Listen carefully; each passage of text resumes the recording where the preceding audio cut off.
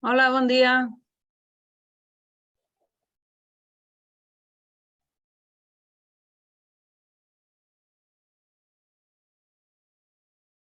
Bon dia, benvingudes a aquest taller de formació.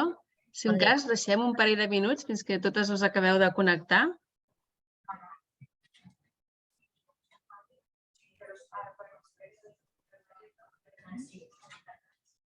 Tenim registrades 130 persones. Suposo que trigarà una estona a que totes us aneu entrant, us aneu connectant.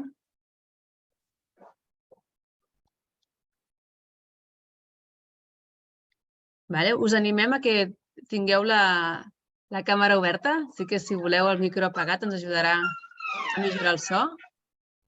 Però així amb les càmeres obertes ens podem veure també una mica les cares.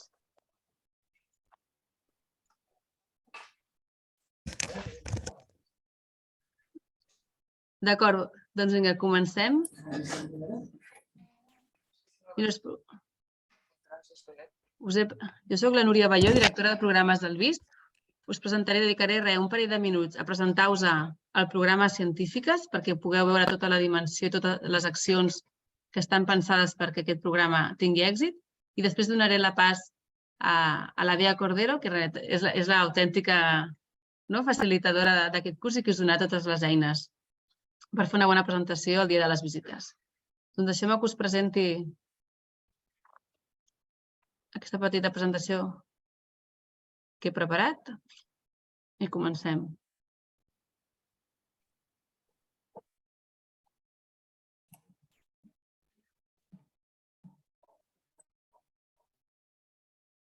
Perfecte. Suposo que veieu totes bé la presentació. Doncs, com us deia, benvingudes a aquesta jornada de formació per vosaltres, per les científiques. D'acord? Primer presentar-vos a les entitats impulsores d'aquesta iniciativa. Tenim a la Fundació Catalana per la Recerca i la Innovació, amb la Susaina Figuera, que és la cap d'innovació i la responsable del programa per part de la Fundació. Com sabeu, la Fundació Catalana per la Recerca i la Innovació promou la innovació de la ciència cap a la indústria, promovent molt les sinergies entre el sector públic i el sector privat. Jo, com a directora de programes del VIST, també contribueixo en aquesta iniciativa a través del VIST, que és el Barcelona Institute of Science and Technology, que és una agrupació de 7 centres de recerca d'excel·lència d'aquí de Catalunya.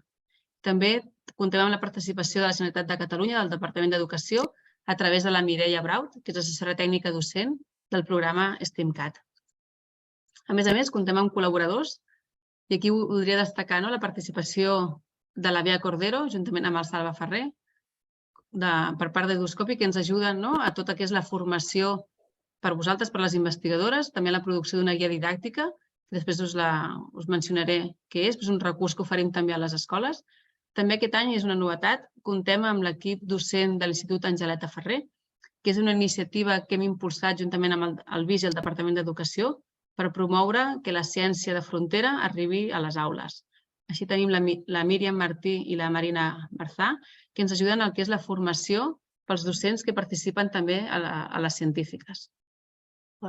I el per què? Per què de les científiques? Doncs, de fet, és que ens basem en les dades que tenim a dia d'avui. Sabem que només 23 dones han guanyat un Premi Nobel de Física, Química o Medicina en comparació a 595 homes. Això en els 121 anys d'història. Sabem que només el 28% de tots els investigadors del món són dones i que les noies representen només un 30% en formació en les àrees TIC i un 26% en el sector científic i tecnològic. Per tant, tenim uns números molt baixos de presència de dones en aquests àmbits. Les causes són molt diverses. S'han fet molts estudis i la veritat és que hi ha una gran complexitat i diversitat de causes. Però hi ha factors com la discriminació, normes socials, expectatives, les formes que tenim d'ensenyar, que tenim d'aprendre, també molt impacta els diferents estereotips que tots tenim incorporats, tant homes com dones. I el problema d'aquestes causes és que moltes d'elles estan arrelades a la nostra cultura i són invisibles, també per nosaltres mateixes. En definitiva, hi ha una falta de referents que ens frena el desenvolupament professional de les nenes, de les noies i de les dones.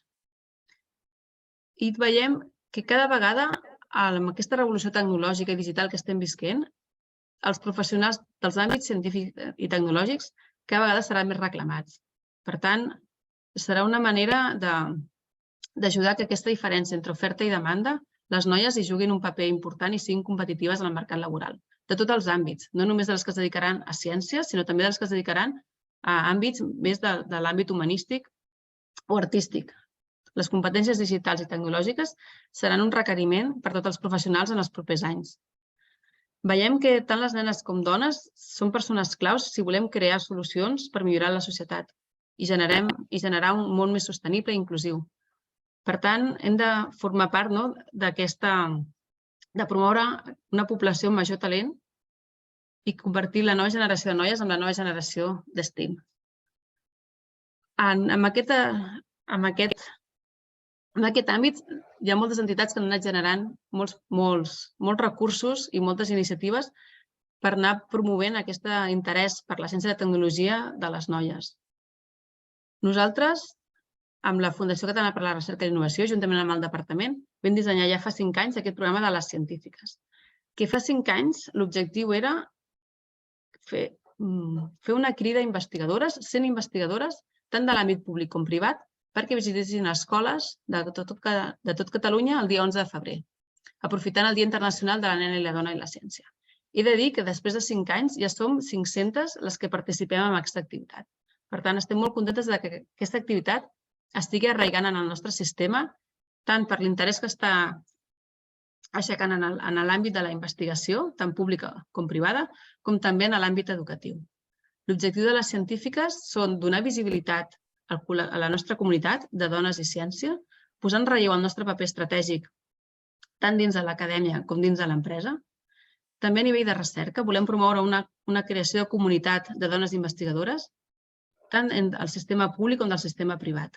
I sobretot generar nous models femenins que ajudin a trencar aquests estereotips i que ajudin a promoure l'interès per la ciència i la tecnologia, especialment entre les nenes i les noies. Qui són les científiques del 2023? Doncs a dia d'avui estem inscrites 490 investigadores i cada dia anem veient com més investigadores es van sumant. Som un col·lectiu que ve de l'àmbit públic i privat. Cal destacar que tenim 70 investigadores internacionals que actualment estan treballant a Catalunya. Això ens agrada molt perquè ens permet visibilitzar també una diversitat cultural en el sistema de recerca i connectar amb una diversitat cultural a les aules. També tenim investigadores catalanes que actualment estan treballant a l'estranger i també els permet connectar-se amb la comunitat d'aquí. Del perfil de l'àmbit públic tenim estudiants de doctorat, investigadores postdoctoral, caps de grup de recerca i també perfils vinculats al suport a la recerca. Persones que treballen a la comunicació científica, en gestió de projectes i també tenim perfils de l'àmbit privat, personal de departament d'innovació, de màrqueting, de producció, de ventes. En realitat estem com aglutinant i visibilitzant un ampli ventall de perfils professionals i de disciplines científiques. Per vosaltres hem preparat 2 tallers de formació, aquest que és un taller online, i després un taller més de treball en grup que tindrà lloc el 24 de gener i seran facilitats per la Via Cordero. També hem preparat una trobada de científiques que té lloc el dia 2 de febrer al Saló de Cent de l'Ajuntament de Barcelona. Aquí teniu una agenda que hem preparat per aquesta trobada, que té l'objectiu de visibilitzar i de reconèixer la comunitat de dona i ciència, que té unes sessions preparades per ajudar-vos encara a preparar les xerrades i la capacitació de generar més impacte i millor posicionament en el sector professional i també un espai de networking per anar creant i teixint aquesta xarxa i aquesta comunitat de dones i ciència. A l'agenda tenim una primera part de parlaments institucionals. Tindrem la benvinguda de l'alcaldessa Ada Colau. Després també tindrem la participació del president del BISC, el conseller de Recerca i Universitats i també la secretària general de Transformació Educativa del Departament d'Educació. Hem convidat a la directora de Davidson Institute for Science Education, la Liat Ben David, que té molta experiència en promoure aquest espai de col·laboració entre la recerca i l'educació. També hem convidat a 2 dones líders en ciència. Una és la Teresa Tarragó, CEO d'Exeus, i la Elba Volke, que és investigadora principal del CRG. Finalitzarem aquest acte amb mitja hora amb què l'Alícia Marí, una coach experta en lideratge femení, ens ajudarà a millorar la capacitat nostra per posicionar-nos en l'entorn laboral. I després una petita sessió de networking i pica-pica. El registre ja està obert, us animo a totes a participar de la trobada perquè serà un espai de trobada entre totes les científiques.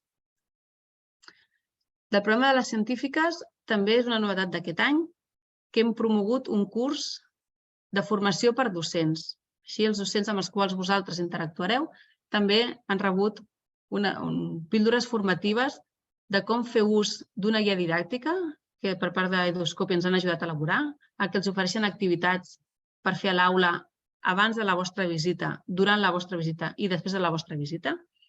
Així que us animo a posar-vos en contacte amb ells. Sé que les assignacions estan pràcticament acabades, potser queden alguns serveis, però us animo a posar-vos en contacte amb els docents i preparar conjuntament aquesta visita. En aquesta formació també hi ha unes sessions dedicades a donar informació de quin és l'estat actual de la dona i la ciència i com és la carrera científica, perquè des de les aules els docents també puguin ajudar a promoure les vocacions científiques entre l'alumnat. També accions de visibilització que hem pensat per aquestes científiques 2023, a part de la trobada, que és un acte que també té bastant impacte mediàtic. El dia 10 de febrer, mentre les científiques esteu fent visites a les escoles, s'organitza un acte central aquest any a Lleida, on es conviden diverses escoles i també es conviden investigadores perquè formin part d'un acte així més visibilitat i d'impacte en els mitjans. Hem preparat un vídeo de presentació del programa, que aquest any el farà el Tàndem Random, no sé si el coneixeu, però de la nova programació del Club Super 3. És una parella d'influencers i seran ells els que gravaran un petit vídeo de 2 minuts explicant les científiques i aquest vídeo els docents el tindran a disposició per compartir amb l'alumnat. Per tant, també serà una bona caràtula de presentació a la vostra visita. I també a Eduscopi tenim elaborada aquesta guia didàctica i un mètode per mesurar l'impacte, una part de l'impacte que les vostres visites poden generar a l'aula. Jo crec que ja no em deixo res. Us he explicat tot el que envolta les científiques. De debò, donar-te moltes gràcies per la vostra participació. El fet de ser 500 investigadores aporta molt de valor a la iniciativa, ens ajuda a tenir molt ressò i que el vostre paper tingui més visibilitat a la societat. Ara ja deixo de compartir i dono peu a la Bea Cordero, part d'Eduscopi, i que serà la persona que facilitarà aquest taller. Moltes gràcies. Hola. Moltes gràcies, Bea. Gràcies, Tot Núria. teu. Gràcies, Núria. Només una cosa que he vist que posaves que el taller és el 24 de gener, és el 25. Correcte, llavors deu ser error meu. Correcte. No, ho dic per... Així m'asseguro que ho tinc ben apuntat. Bueno, sí, jo crec que sí. Si no, qualsevol cosa em comenteu. Molt bé, el primer que jo volia començar perquè soc la Bea Cordero, ja m'ha presentat la Núria, i és el tercer any que col·laborem en formacions de les científiques i amb la guia didàctica també que acompanya el programa. I m'agradaria preguntar-vos quines de vosaltres participeu a les científiques per primer cop. Una cosa, tot el que siguin preguntes, només perquè sapigueu que jo no us podré respondre cap pregunta relacionada amb l'organització. Veig que la Beatriz Barros està aixecant la mà, em sembla perfecte. Si voleu, busqueu, em sembla que a reaccions, Déu-n'hi-do, sou unes quantes les que esteu aixecant la mà. Molt bé, serà una formació ben profitosa per vosaltres, espero. I ara m'agradaria preguntar-vos, si podeu baixar la mà totes les que l'heu aixecat, quines de vosaltres ja heu participat en les científiques i si em podeu posar pel xat quantes vegades heu participat en les científiques. I obriré el xat per poder veure. Tenim una que és la tercera vegada, una vegada, aquest serà el tercer, una vegada. Evidentment, aquest creixement que ens comentava la Núria, del primer objectiu del primer any de 100 científiques a ara que hi ha gairebé 500, una de les grans claus que té aquest creixement és, evidentment, que és repetiu i que és una experiència que quan veiem les enquestes que us passen, no sé si alguna potser té obert ara mateix, si podeu comprovar que el teniu tot tancat. Mira, tercera o quarta vegada. Mare meva. Aquesta és una de les grans causes científiques que repetiu a dins del programa, perquè l'experiència és molt xula, és molt satisfactòria. Començaré a compartir la meva pantalla i la meva presentació. Només, si em voleu fer qualsevol pregunta en algun moment, no tinc cap problema. Si veig que se m'està aturant molt la formació perquè hi ha moltes preguntes, ja us ho diré jo. Intentaré estar pendent del xat, però no garanteixo no pillar alguna pregunta que envieu pel xat. Igualment, si no, al final les podem veure totes. Molt bé. Primer m'asseguraré. Ja podeu... Veig que s'ha quedat alguna matxacada. Ja podeu... Molt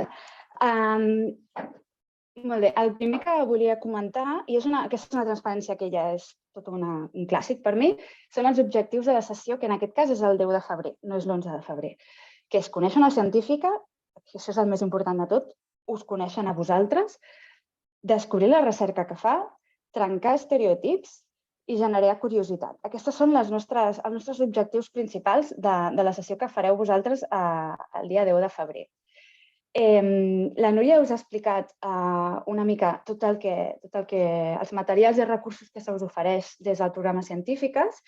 Ja ha comentat que hi ha una proposta didàctica per a les escoles i també hi ha materials per a vosaltres. I entre aquests materials hi ha una plantilla que podeu fer servir per la presentació. Us la podeu descarregar de la web. Més endavant hi haurà a la meva presentació, que després també es penjarà a la web. També hi ha enllaços on es troben aquestes presentacions. La podeu fer servir per inspirar-vos i ja veureu que a cada transparència us proposem un tipus de contingut. De manera que a l'hora de planificar la vostra xerrada dediqueu, si teniu, per exemple, una hora en total, 20 minuts de presentació personal, 20 minuts de presentació de la vostra recerca o del vostre treball, perquè no m'oblido que les científiques sou diverses i n'hi ha que treballeu en recerca i després n'hi ha que treballeu en el món privat, que potser treballeu a una fàbrica o en un departament que no implica investigació. I preveieu sempre que deixeu un temps al final de tot per preguntes de l'alumnat. Algunes recomanacions que us dono ja de bon principi és que contacteu, tan bon punt tingueu a l'escola assignada, contacteu amb el docent i que, per exemple, pregunteu quants alumnes hi haurà, perquè a vegades ajunten dues classes per la vostra xerrada. Li podeu preguntar com és l'alumnat, serà participatiu, es porta bé classe, no es porta bé classe. Evidentment, el docent és qui millor coneix a la seva classe. Una altra cosa que els podeu preguntar és si el tema de recerca els serà proper o no. Això dependrà molt del curs que se us assigni i del que hagin tractat fins dins de l'any escolar. I, evidentment, també jo crec que és fer una bona pregunta preguntar si seguiran la proposta didàctica o no la seguiran, perquè no condicionarà la vostra xerrada, però us anirà molt bé saber-ho.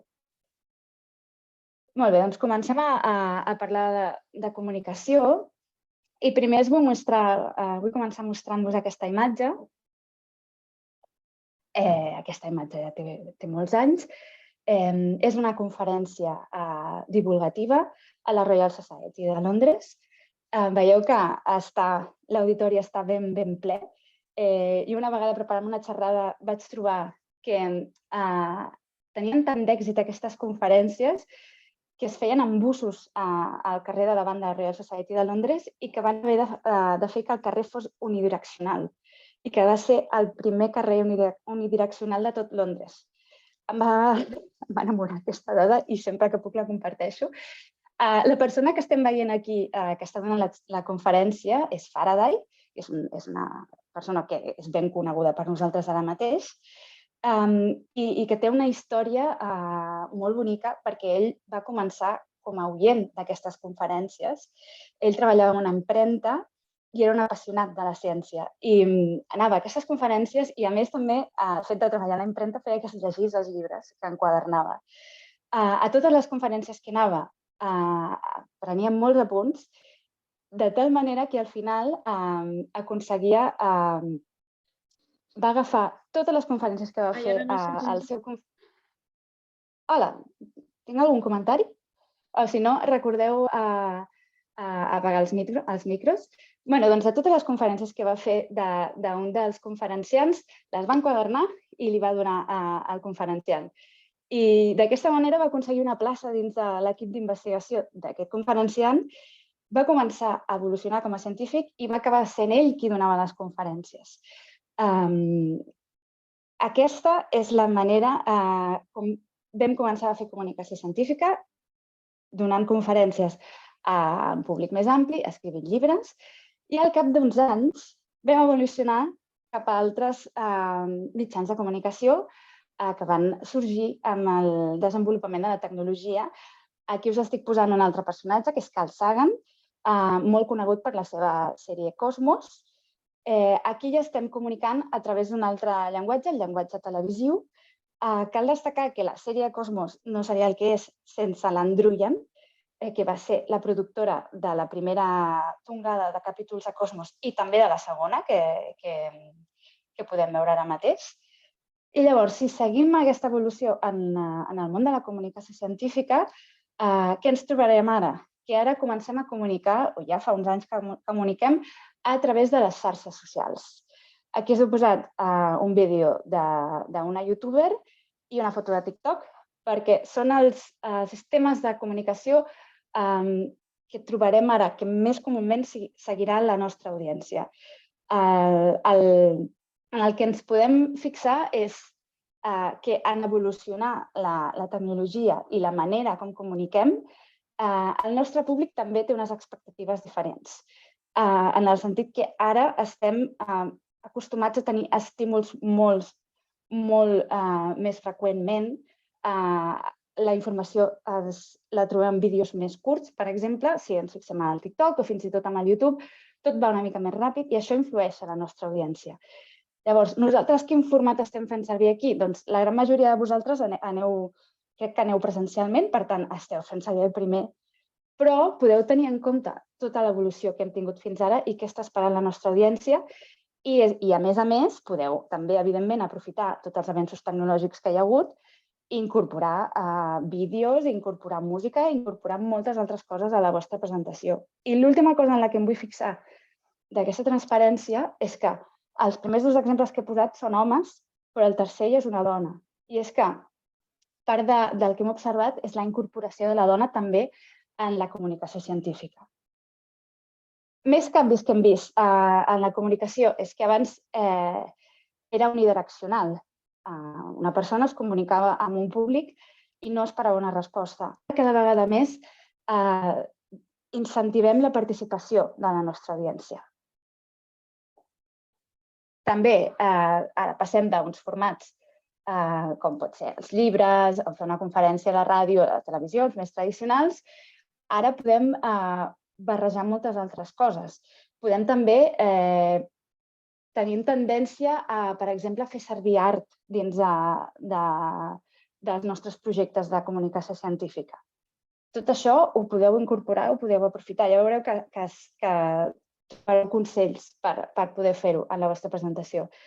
Tradicionalment, el que es feia era transmetre fets i continguts i ara cada vegada més sempre aconsellem que expliqueu històries i que amb les vostres històries podreu provocar emocions.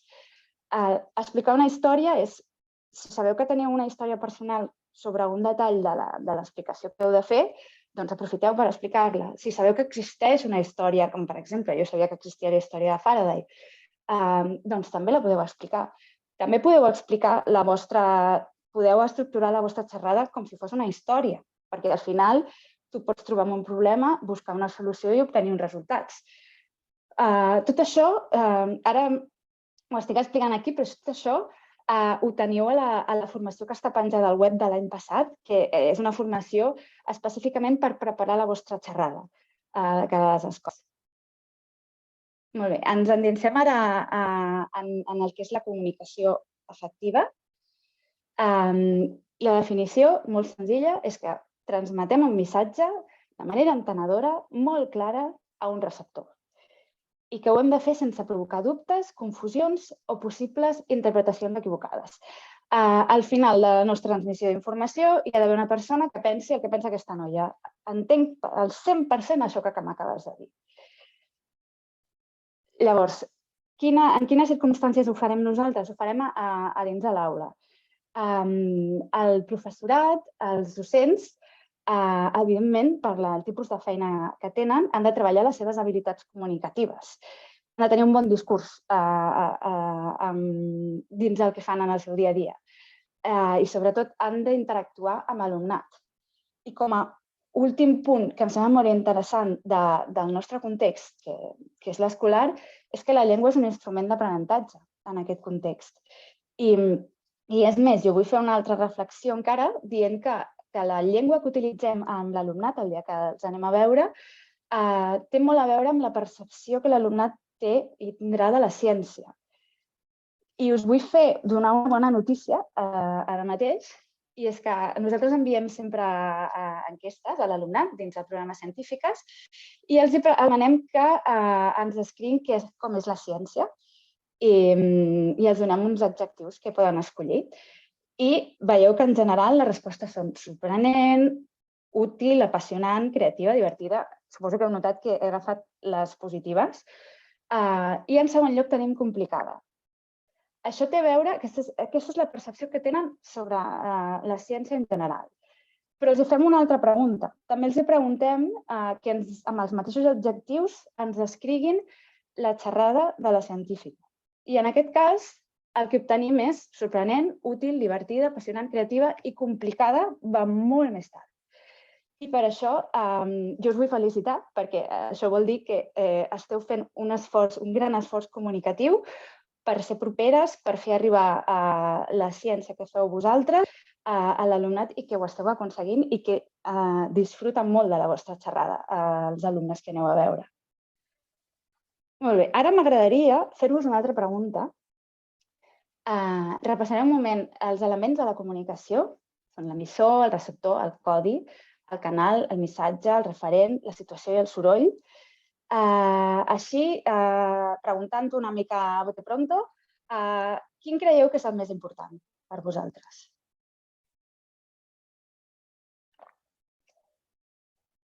I m'obriré el xat per poder veure.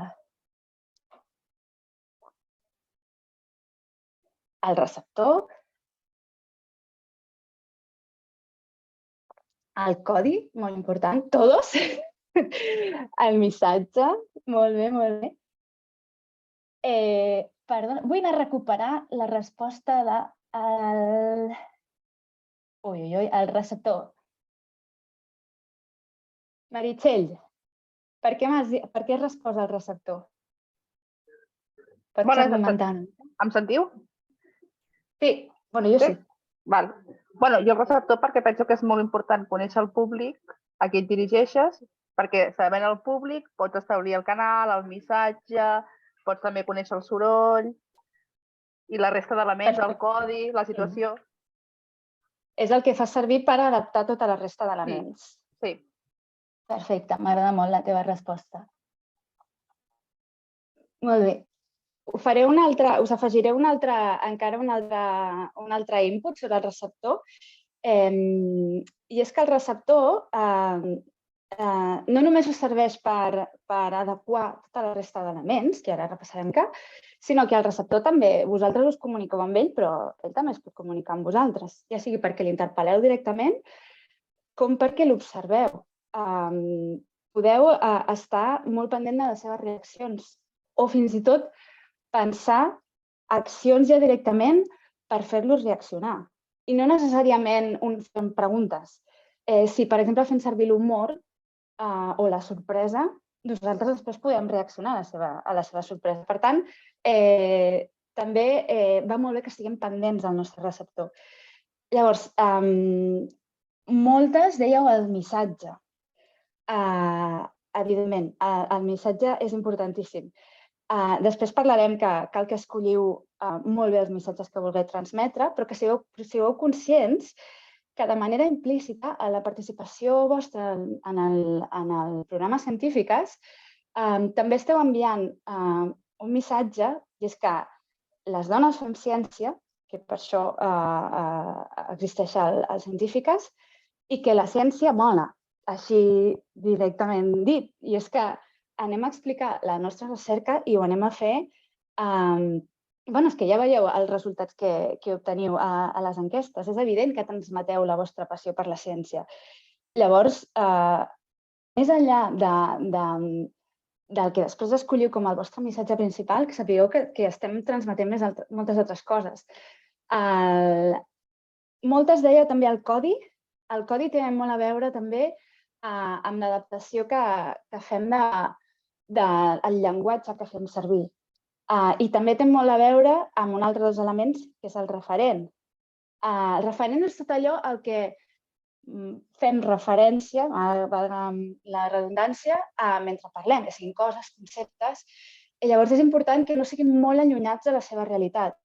Evidentment, si cal explicar un referent, l'expliquem, però si podem fer servir una metàfora perquè l'entenguin, o si ens posem en contacte amb el professorat per poder saber si coneixeran el referent que volem fer servir, per exemple. D'aquesta manera ens apropem la nostra recerca a l'alumnat i la comunicació serà molt més efectiva. El canal també és bastant important perquè cada vegada estem tornant més a la presencialitat i això us ajuda a transmetre el vostre missatge. Sigueu conscients, si encara algunes sabeu si la fareu online, teniu uns certs impediments pel fet de fer-la online. La classe no la veureu sencera, no us veuran de tot el cos. Potser haureu de fer un esforç de comunicació amb la cara, per exemple. Evidentment, si la feu online, intenteu no portar mascareta, a menys que, evidentment, per qüestions laborals sigui imprescindible. Però qualsevol ja no us estan veient tot el cos, per tant, com a mínim, si pot ser que us vegin bé la cara. A veure, que no em vull deixar cap dels altres elements. La situació la teniu claríssima, ve donada també pel receptor, pel públic al que esteu adreçades, esteu en un context escolar. I per últim, el soroll pot venir de moltes fonts diferents i un dels nostres objectius és eliminar-lo al màxim. El soroll pot ser des d'una taladradora que tenim al costat. Jo no oblidaré mai a la vida que el dia que vaig llegir la tesi va començar a sonar una alarma del cotxe al carrer i va estar sonant durant 10 minuts i jo em vaig posar nerviosa, el públic ho va notar i l'alleugeriment en el moment en què l'alarma va deixar de sonar va ser de tota la sala en harmonia. Això va ser un soroll que jo no vaig poder evitar. Jo només podia sobreposar-me a aquest soroll. Però hi ha altres sorolls que sí que podeu ja anar manegant des del principi, que és, per exemple, limitar la informació que voleu donar, no donar informació que no vagi a favor d'aquests 2 o 3 missatges que sabeu que voleu donar en general. La presentació que prepareu també comptarà molt per evitar el soroll. No poseu coses que si no les heu de comentar no les poseu a la presentació, per exemple. No ompliu molt les transparències. I també hi ha un altre tipus de comunicació que també en parlarem avui, que és la del vostre cos. Amb el cos també podem generar soroll si ens movem de forma que no ho tingui sentit i podem distreure molt a la persona que ens està mirant. Tots aquests elements els anirem veient al llarg de la sessió d'avui. Molt bé. Ja veureu que les coses més importants les repetirem més d'una vegada i aquest és una lliçó a aprendre que després podeu també aplicar a vosaltres. Si una cosa és molt important, digueu-la més d'una vegada. És molt important que trobeu el missatge principal que voleu transmetre a la vostra audiència, a l'alumnat. Repetiu-lo, ja estic posant, ja veieu que ja ho estic repetint perquè veieu que les coses importants es repeteixen. No supereu més de 2 o 3 missatges i construïu un caminet entre un missatge i el següent a l'hora d'explicar la vostra recerca, un caminet lògic. Això m'ha portat a pensar això, vaig anar aquí, que us porti d'un dels missatges que voleu transmetre a l'altre. I una cosa, a part que tot sigui fàcil de comprendre, que això ja és un esforç que es dona per suposat, un cop tingueu la vostra presentació, us la podeu mirar o la podeu tancar, més aviat, tanqueu la presentació, agafeu un full i escriviu què creieu que recordaran. De veure, recordeu vosaltres mateixes de la vostra presentació. I sigueu sinceres si creieu que recordaran una cosa o no. I potser fer aquest exercici us porta a tornar a alguna de les transparències, a modificar alguna cosa. Penseu si el que us explicareu interessarà al vostre receptor o no. Seleccioneu la informació. Segur que teniu molt on seleccionar, doncs podeu agafar el que creieu que els sigui més interessant. I, evidentment, jo no em vull deixar ítems, però, evidentment, la informació serà objectiva. Llavors, si comencem a mirar diferents... Perdoneu. A veure, una mica d'aigua. Els diferents elements que hem de tenir en compte. Veieu que la claredat és molt important. No envieu missatges ambigus, ningú té intenció de fer-ho, però simplement reviseu que un missatge no pugui quedar ambigu. No feu servir referències que no coneguin. Si teniu algun nen o nena de la seva edat a prop, li podeu preguntar. Però si no saben de qui esteu parlant, no us servirà per il·lustrar massa res. Llavors, una altra cosa, un consell que us vull donar és que boxeu, que no feu com els reggaetoneros, que són extremadament famosos, no sé si... Jo, per dir-vos 2 noms, Quevedo i Alejandro, jo no els entenc quan parlen. Jo, com després tindreu aquesta presentació, aquí us he posat un vídeo superdivertit i molt bo, de veritat, de Mucha Pepper, que diu que no entén per què és necessari no vocalitzar per cantar un reggaeton. I ella te lo canta, ella diu, però vocaliza, així tal qual. No és una excusa fer reggaeton. Doncs això ens ho apliquem tots, evidentment. És molt difícil seguir una presentació si no aconsegueixes entendre bé a la persona que parla, perquè no projecta la veu, perquè va massa ràpid, perquè fixeu-vos si teniu aquesta tendència de rebaixar la intensitat de la veu als finals de les frases. Hem de mantenir la seva atenció i no s'hauria de res que busquem 1000 sorpreses, humor, vídeos i d'allò si després la cosa principal i bàsica no l'aconseguim, que és que ens entengui quan parlem. Us el deixo aquí per si el voleu anar a buscar després. El següent element que veurem és la propietat. Us aconsellem que eviteu qualsevol paraula tècnica, que ajusteu la formalitat del llenguatge, tant del vostre parlat, que entenc que ja sereu molt poc formals en el llenguatge que utilitzeu. Evidentment sereu rigoroses, però és una situació bastant informal. Però també ho podeu fer al PowerPoint que feu servir. Però això sí, per informar-vos que sigueu, heu de ser molt correctes lingüísticament perquè estem en un àmbit educatiu. Jo, sobretot, us aconsellaria que feu sempre un últim repàs per assegurar-vos que teniu la presentació en un sol idioma. A vegades es caga un castellà per aquí. Si feu servir... Jo no soc gens contrària de fer servir barbarismes, però sobretot en aquest context s'han d'indicar. No hi pot haver una confusió de l'escrit bé o no l'escrit bé. Si, per exemple, és que tinc un gràfic i hi ha paraules en anglès, no passa res, però acompanyem-los amb aquest gràfic amb paraules en anglès. No és necessari que torneu a fer el gràfic o el dibuix, però que quedi ben clar que és part del gràfic, que el gràfic està en anglès i els ajudem a comprendre aquestes paraules. Molt bé, què més podem fer? Podem ser concises i comencem a repetir conceptes, seleccionem la informació rellevant, sempre sense que perilli la claredat, seguim una seqüència lògica que puguin seguir-nos, anem al gra, reduïm el soroll, no m'entretindré més en aquesta transparència perquè veig que tots els conceptes ja han sortit. I també us aconsellava abans que tingueu una escolta activa de la vostra audiència, que els feu participar, que, evidentment, heu de trobar maneres diferents de fer-los participar si la feu online que si la feu presencial. I un consell que us dono és que si un alumne us fa una pregunta, valoreu el volum en el que ha fet aquesta pregunta. I si no ha quedat claríssim que l'ha sentit tothom a classe, repetiu-la en veu alta. Perquè una cosa que he observat moltes vegades és que responem preguntes i llavors la responem per tothom, però ningú ha sentit la pregunta perquè hi ha alumnes que parlen molt fluixet.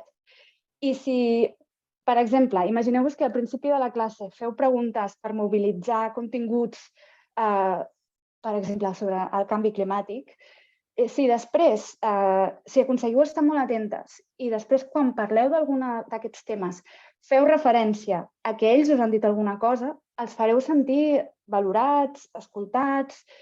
En aquell moment la persona que ha fet aquell comentari farà «Oh, això ho he dit jo». I això en el fons afavoreix molt que després participin a classe i tinguin ganes de fer-ho. L'escolta activa és una cosa que podeu potenciar tant en una situació de grup com esteu ara, com també individual, durant, després, i el que us comentava abans, observeu les reaccions i utilitzeu-les. Si els feu riure, potser després podeu ficar un acudit posterior després. Si se us cau alguna cosa, doncs aquí no passa nada, no? S'ha caigut una cosa i ja està. I jo m'estava estossegant i he begut aigua i no passa res. Som persones i ens comportem amb naturalitat. Llavors, una cosa que sí que és molt important que tingueu és empatia. I empatia en el sentit de posar-vos en el seu lloc.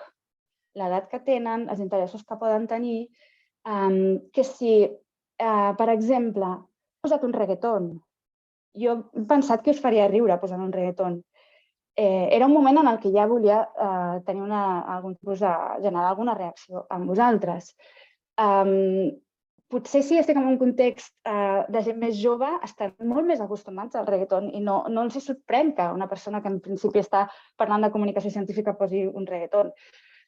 Però jo sabia que a vosaltres segurament sí que us sorprendria. I una cosa que també repetirem més d'una vegada és que no els sobreinfravalorem, no els infravalorem.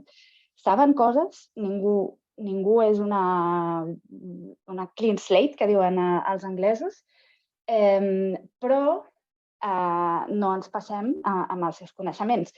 I una altra cosa que repetiré sempre és preguntem al docent si coneixerà un tema, si no coneixerà un tema, si puc dir això, si no puc dir això.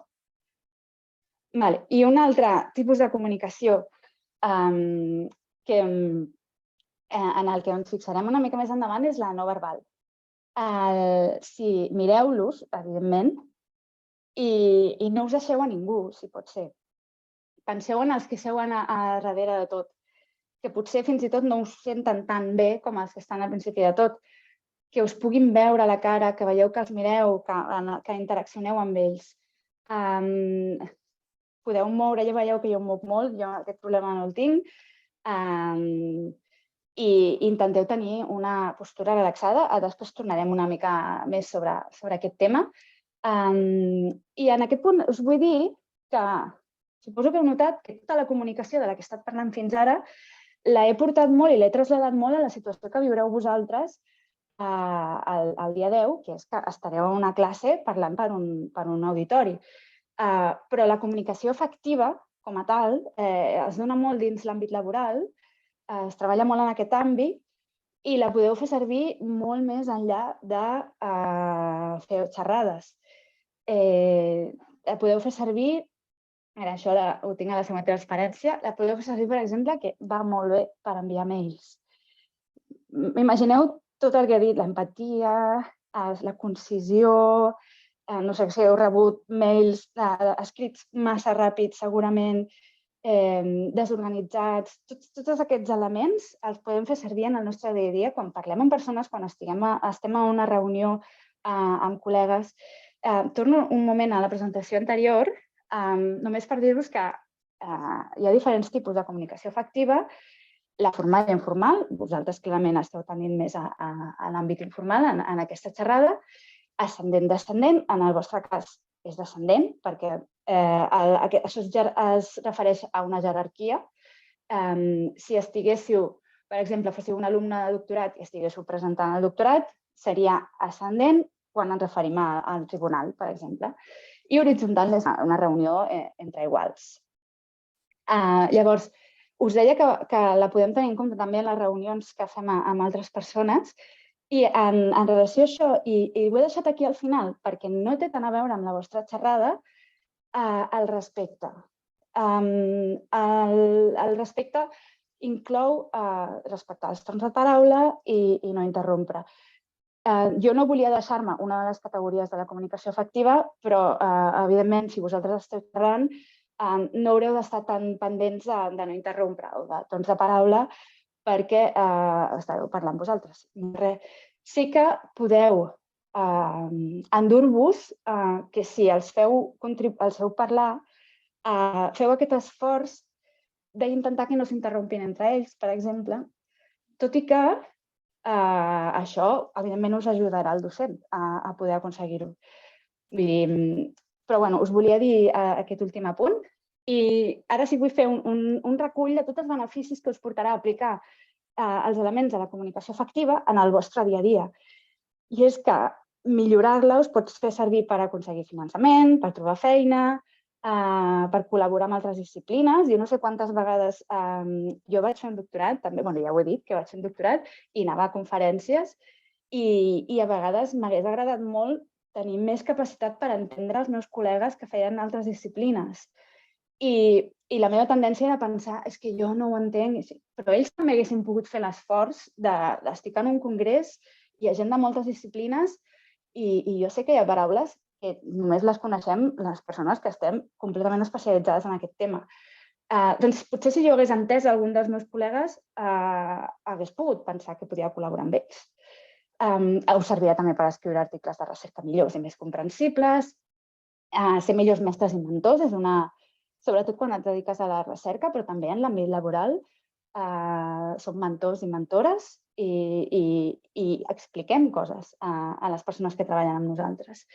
I des d'una visió una mica més general, també la comunicació que fem de la recerca que fem o de la feina que fem fa que generem més suport a la ciència, promovem la comprensió de la rellevància de la ciència a la nostra societat, fomentem una presa de decisions més informada i fem que la ciència sigui més accessible. Molt bé, ara us vull donar alguns consells que són específicament per preparar una presentació oral, una comunicació oral, que serà el vostre cas. Són molt pràctics i en el moment en què hi haurà algun punt en el que em repeteixo una mica, el passaré ràpidament. I el primer és dominar el contingut. Això, evidentment, és la vostra feina. Jo recordo quan tu presentes la tesi, una de les coses que et diuen sempre per tranquil·litzar-te, que no sé si es pot tranquil·litzar algú que presenta la tesi, però ets la persona que més sap d'això en aquest moment. Bé, doncs això i vosaltres ja ho teniu. Però el que sí que podeu fer, si no esteu tan avesades a la comunicació, és estudiar els millors del vostre camp. Persones que comuniquin la seva recerca, si pot ser en aquest cas que siguin xerrades divulgatives en el vostre camp. Per què us pot servir? A part de per tenir un bon exemple en qui emmirallar-vos, potser la manera com explica algun procés, un concepte, ja li podeu agafar i ho podeu fer servir vosaltres. Per tant, va molt bé veure exemples. A YouTube teniu moltíssim contingut. I una altra cosa que us vull aconsellar, que no acostuma a agradar gaire, és que si us graven a vosaltres fent alguna presentació, mireu-vos. Intenteu superar el moment aquest de odio mirar-me, odio sentir-me i feu una anàlisi més tècnic. Vaig a estudiar si tinc un bon ritme quan parlo, si realment cada cert temps he posat alguna coseta per distreure per tornar a captar l'atenció de la meva audiència, o per fer una anàlisi he pensat aquesta dinàmica, però en el seu moment jo crec que va funcionar, però potser podeu revisar-la. Sé que costa, però val la pena fer-ho, sempre. El següent que podeu fer per preparar la vostra presentació, recopileu i ordeneu les vostres idees. I en el moment en què sapigueu, ja tingueu els vostres missatges, sabeu què vol explicar, podeu plantejar-vos si voleu ser creatives en la manera com transmeteu els vostres missatges. Us hem posat aquí aquesta web de Neuronilla, és una web amb dinàmiques de creativitat que us poden servir per d'un altre tipus d'apropar-vos d'una altra manera a la vostra xerrada.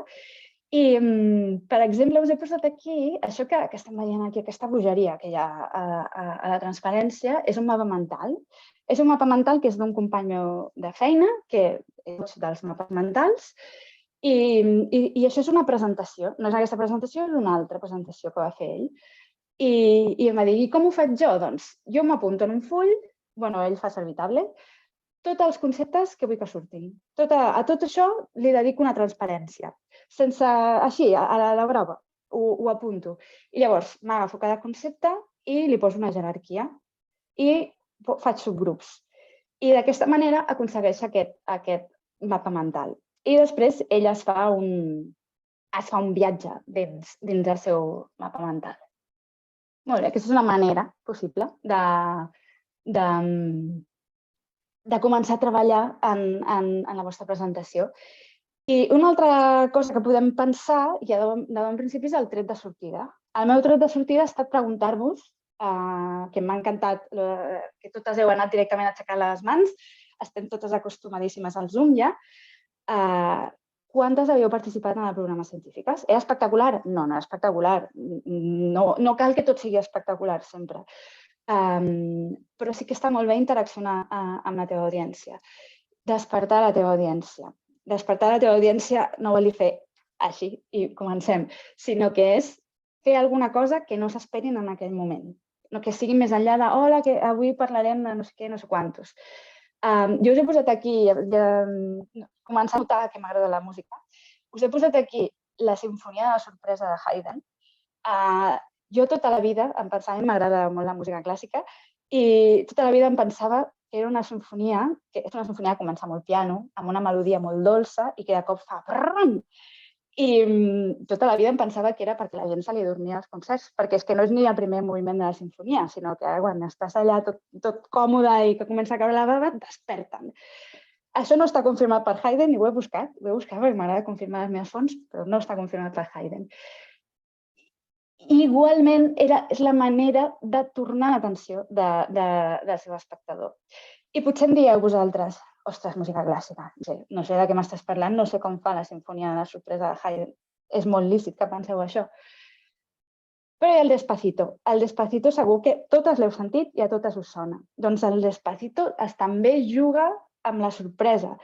Nosaltres tenim una expectativa rítmica dins de la cançó i llavors no sé què, i de cop fa Despacito. I això ens sorprèn. I això ens fa que ens agradi la cançó perquè ens està sorprenent. O sigui, a més, si voleu la tonteria de que Despacito ho diu més Despacito, i a mi això ja em fa molta gràcia, com les cançons que de cop diuen stop i paren. Aquestes coses tan literals m'encanten dins la música. Però, bueno, només he fet... Vull que veieu que he fet servir dues coses. He il·lustrat el que volia explicar-vos i he fet servir un referent que crec que totes coneixeu. Després de fer-ne servir un que potser no totes coneixeu.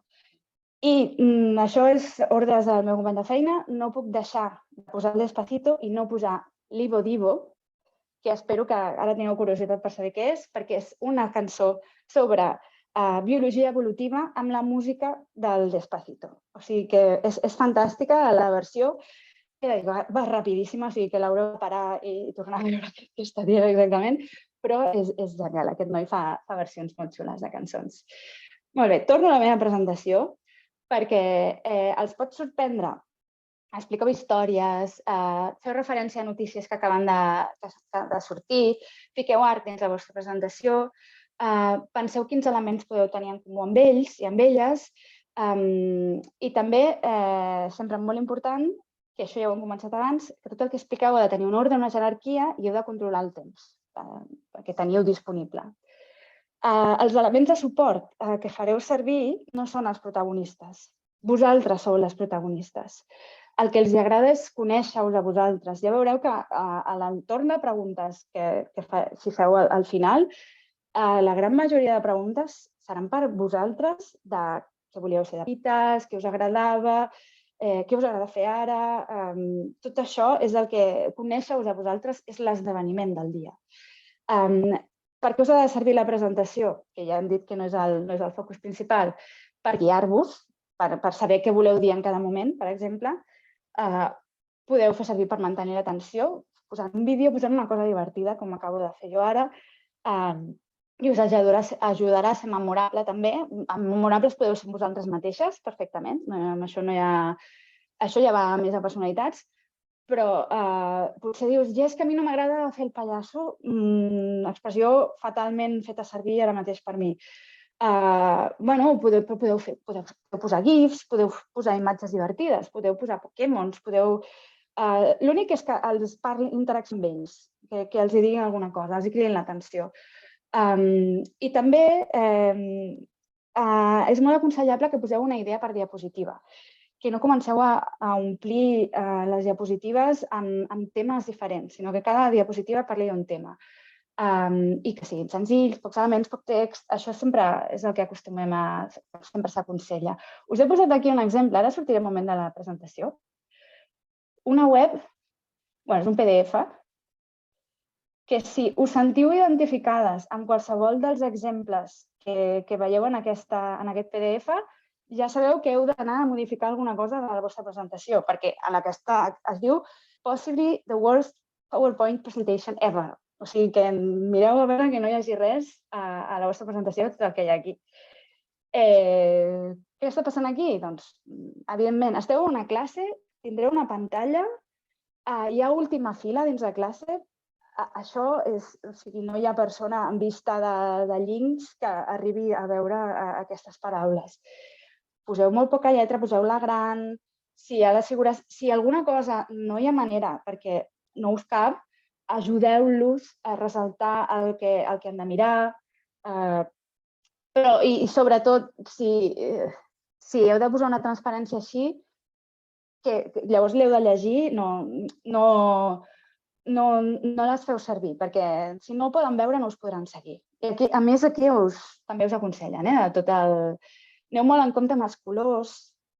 Nosaltres fem servir un fons blanc i després negre, que sigui un negre que es vegi, o si és un gris pot ser un gris, no voleu negre, però que es vegi bé.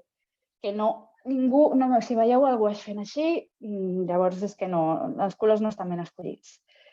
Aquesta és graphic design is my passion, que ningú pugui fer aquest comentari de la vostra presentació. I si no teniu nocions de disseny, doncs tendiu a senzill, no us compliqueu la vida. I en general no ompliu molt les transparències. Mireu fer-ne una altra. Us deixo aquí el document enllaçat perquè podeu fer-hi una ullada. També una cosa que va molt bé tenir en compte per als nostres elements de suport per a la presentació és els títols. Per exemple, tots els meus títols estan a dalt, són en blau, tenen la mateixa mida. Evidentment, se us pot colar una presentació que no és 18, que és 16. No estic parlant d'errors aquí, sinó estic parlant de ni plantejar-s'ho, que hem d'intentar sempre que existeixi una jerarquia i un sentit a tot el que fem. És a dir, l'estètica ha de ser coherent. Molt bé, què més haurem de fer aquest dia? Pugem a un escenari. És molt probable que no tingueu escenari, simplement serà l'espai davant de la pissarra. l'actitud amb la que parlem ha de semblar, no només ens ha d'agradar la nostra feina i la nostra recerca, sinó que ho ha de semblar. I no pot ser que els nervis, perquè serà el motiu pel qual potser estem massa concentrades o tenim nervis o el que sigui, és el que pot fer que no transmetem aquest entusiasme. Doncs somrieu. Somriure sempre va bé, en general. I també una mica el que comentem aquí és que a vosaltres us interessa molt la vostra feina i ells també us interessen molt, us interessa la seva opinió també. I molt important, qualsevol consell que agafeu de la sessió d'avui l'heu d'incorporar dins de la vostra naturalitat. Si no us agrada fer servir l'humor de manera perquè ho trobeu forçat o el que sigui, trobeu alguna coseta en la imatge, ja ho comentàvem, però sobretot intenteu que tot quedi dins de la vostra manera natural de parlar. Sigueu raonables i properes. I aquí tornem, mostrar competència, tornem una altra vegada a infravalorar, sobrevalorar, aquest concepte que ja n'havíem parlat, és una balança, això, que hem d'aconseguir estar balancejades i el millor, una balança del que saps que ells sabran i no passar-te dels seus coneixements, el millor preguntar al docent. I reaccioneu als errors. Sigueu honestes, si teniu la gola seca i heu d'estrossegar, si us perdeu, si us quedeu en blanc, no passa absolutament res, però ho podeu verbalitzar, no hi ha cap problema, tots som persones i a més, normalment, fixeu-vos que acostuma a passar que quan et passa alguna cosa i es trenca com la mascareta de la performer, després ens tranquil·litzem moltíssim, si és que estàvem nervioses. Vull dir que no passa res. Si passa qualsevol cosa, ho diem i ja està. I sigueu realistes, no vulgueu explicar moltíssimes coses i si després us pregunten i no ho sabeu, no passa res. És poc probable que això us passi en aquest context, però ho podeu aplicar per altres xerrades, per exemple. La veu és una cosa que després també tornarem una mica. Ja us he dit abans, és important que us entenguin i que vocalitzeu, però la intensitat amb la que parlem també és molt tant. Massa volum, primer que els podem aclaparar, que esborra la melodia natural de la manera com parlem, podeu semblar insegures, de cop pot semblar que no esteu contentes si esteu parlant massa fort, fins i tot. Intenteu mantenir un ritme quan parleu, que sigui constant amb accentuacions, amb corbes, feu canvis de cop. Jo abans he fet així, no? Servirà molt a vosaltres i també us servirà perquè ells us puguin mantenir l'atenció mentre parleu. Podeu determinar un moment de més calma i reflexió, per què no? Si la informació és molt important, la podeu dir més lentament. Dicció clara ja la tenim clara, ja ho hem dit abans. L'entonació, eviteu l'apatia de qualsevol de les maneres, perquè generarà avorriment i desconnexió. I si repetim moltíssim, per exemple, una muletilla, a part de ser soroll, també comunicatiu, cansa molt d'anar-la sentint tota l'estona. Per cert, muletilla en català és crossa, lingüística, o mot crossa, que ho vaig buscar perquè no ho sabia dir, però si voleu, ja que ho he buscat, us transmeto aquesta informació. No tinc clar si algú l'ha fet servir mai, mot crossa, però podem començar a fer-la servir. Molt bé. Ara em vull fixar, ja per acabar, en temes de comunicació efectiva, en la comunicació no verbal, perquè, com dèiem, sempre és impossible no comunicar, sempre estem comunicant. I a vegades ens centrem molt en el discurs i ens oblidem del nostre cos i sobretot de la nostra cara. La nostra cara comunica moltíssim, comunica emocions. Nosaltres volem ser entusiastes, volem comunicar emocions positives. Per tant, us ho deia, somrieu quan els expliqueu la vostra recerca i quan parleu de vosaltres mateixes, evidentment. Perquè vegin la vostra cara, va molt bé que tingueu contacte visual, que estigueu de cara a la vostra audiència I què és el que us pot impedir que feu això? Primer, una certa noció de mirada al buit, que, sisplau, eviteu-la tant com pugueu. Intenteu mirar-los als ulls amb ells, mireu al final de la classe, mireu a tothom. Però, sobretot, si teniu la presentació, no estigueu tota l'estona mirant la presentació. És una de les coses en les que més caiem quan fem una presentació formal, però aquí l'hem d'evitar, o sigui, ho hem d'evitar sempre, però aquí sobretot. Però també us dic que no passa res si necessiteu mirar per veure per on aneu. Per això no passa res. És només no llegir, no estar tota l'estona pendent amb la cara girada, perquè no us poden veure a vosaltres. D'aquesta manera transmetem proximitat, confiança i seguretat en el que estem explicant. Més coses que hem de tenir en compte. Els gestos, moure les mans. És una cosa que jo ja no m'he d'aplicar perquè les moc constantment i us dic ara, quan estic en directe, potser no us imagineu, però encara em moc més, encara les moc més les mans. És molt important que us analitzeu i veieu quins moviments són deliberats i quins són involuntaris. Intenteu netejar tots els que siguin involuntaris. Jo, per exemple, he fet això, aquest és supervoluntari. Algun dels moviments aquests potser no és voluntari del tot, entra més dins la meva expressivitat. Heu d'analitzar si és excessiu el que feu. Us heu de comunicar de manera natural, ja ho dèiem fins ara, i la manera com us moveu entra dins d'aquesta naturalitat. Heu de ser dinàmiques, però, per exemple, jo la meva anàlisi que em faig a mi mateixa, ara parlarem també de l'escenari, no paro de moure'm a l'escenari. I jo això sí que ho intento controlar, perquè no pot ser, jo recordo, fa poc vaig fer una presentació i totes les fotografies sortia de costat, sempre estava anant d'una banda a l'altra de l'escenari. És tristíssim. Això jo ho he de controlar. I això és una de les meves lliçons a aplicar a les meves xerrades. També hem parlat de la veu i la intensitat de la veu. Heu de controlar el to de veu.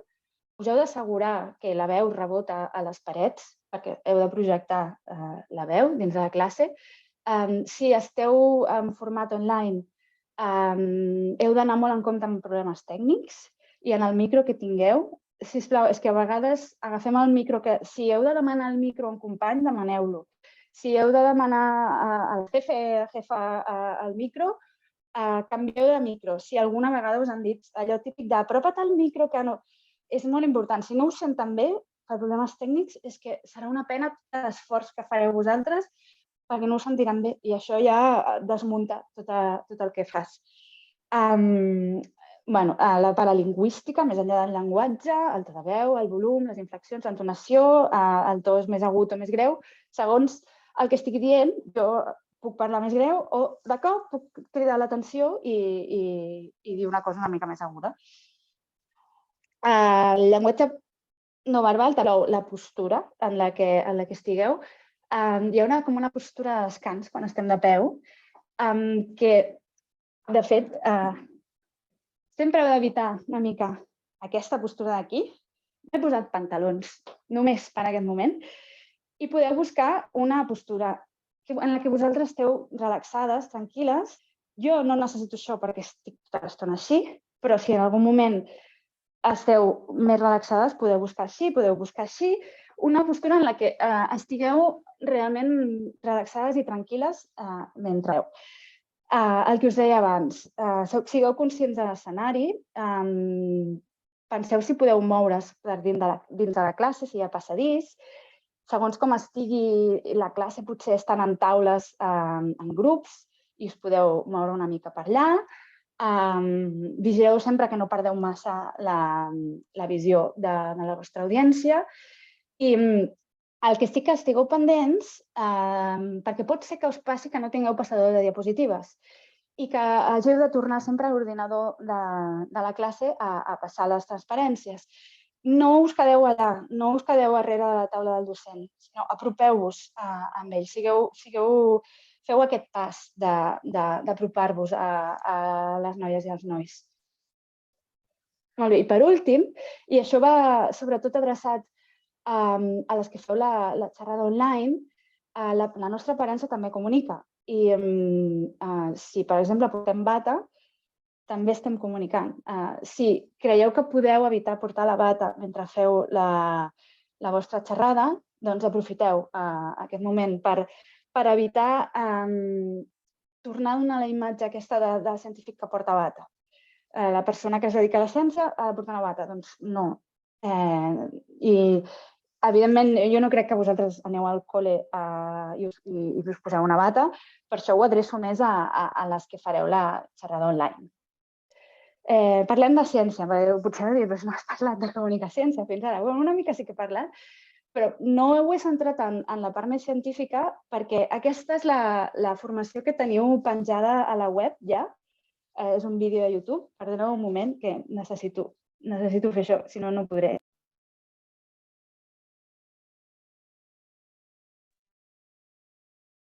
Us estalvio com a mínim el soroll. I aquesta xerrada es deia literalment com preparo aquesta sessió, com preparo la meva xerrada. I està plena, passo una mica, passo aquesta transparència un moment. Ui, ara podré fer-ho. Està plena d'eines i consells per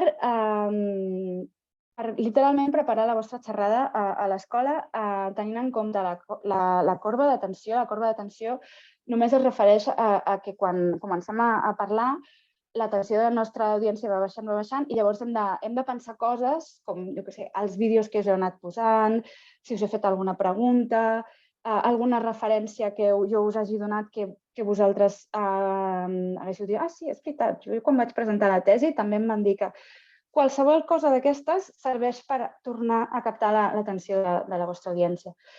I després els elements que us donaven per mantenir la corba d'atenció en les històries, coneixements previs de l'audiència, la participació, el llenguatge, les relacions, metàfores, interdisciplinaritat, bellesa, sorpresa i humor. Aquests són els temes que parlem, dels quals es parlen al seminari, que podeu anar a recuperar a la web. Llavors, us he posat aquí, teniu un enllaç a tots els materials d'aquesta edició. Teniu disponible la plantilla, de la que us he parlat al principi de tot, la formació del 2022, la guia didàctica d'aquest any, si voleu, també la que va destinada a les escoles, també la podeu anar a consultar, i el vídeo del webinar del 2022, també està a la vostra disposició. I ara m'agradaria analitzar algun exemple, perquè ara jo he parlat moltíssim i ara vull que participeu vosaltres una mica. I abans us situo una mica. Torno a treure la corba d'atenció. Per què la trec més vegades? Perquè és molt important, la corba d'atenció. I què us ajudarà a mantenir la corba ben amunt? Doncs dividir la presentació en parts ben definides i al final de cada part dir aquestes són les lliçons que ens enduem d'aquesta part, fer servir sorpresa, comèdia, modulació de la veu, llenguatge no verbal. Molt bé. I quins continguts, quins elements analitzarem ara? Doncs el contingut i viatge de la persona que ens està presentant, l'empatia, recordeu, és un dels elements dels que hem parlat, interactivitat, actitud, llenguatge no verbal, ganxo, humor sorpresa, ritme i modulació. Ja us aviso que posaré molts fragments molt petits i que, evidentment, el contingut serà complicat analitzar-lo. Molt bé, la primera que vull que veiem és la Mary Roach. Un segon, que us he de minimitzar una mica, que si no, no puc donar-li el play. Vale. A veure, poso que la veieu en gran.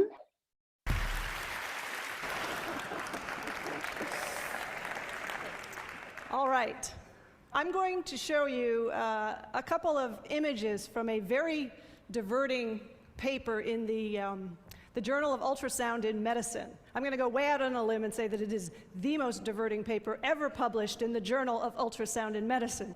The title is Observations of In Utero Masturbation. Okay, now on the left, you can see the hand, that's the big arrow, and the penis on the right, the hand hovering. And over here we have, in the words of radiologist Israel Meisner, the hand grasping the penis in a fashion resembling masturbation movements. bear in mind this was an ultrasound, so it would have been moving images. And orgasm is a reflex of the autonomic nervous system. Now, this is the part of the nervous system that deals with the things that we don't consciously control, like digestion, heart rate, and sexual arousal. And the orgasm reflex can be triggered by a surprisingly broad range of input. Genital stimulation, duh. But also, Kinsey interviewed a woman who could be brought to orgasm by having someone stroke her eyebrow. People with spinal cord injuries, like paraplegias, quadriplegias, will often develop a very, very sensitive area right above the level of their injury, wherever that is. There's such a thing as a knee orgasm in the literature. I think the most curious one that I came across was it was a case report of a woman who had an orgasm every time she brushed her teeth. Molt bé. Ara m'agradaria, us passaré un link. Un segon, que he de sortir.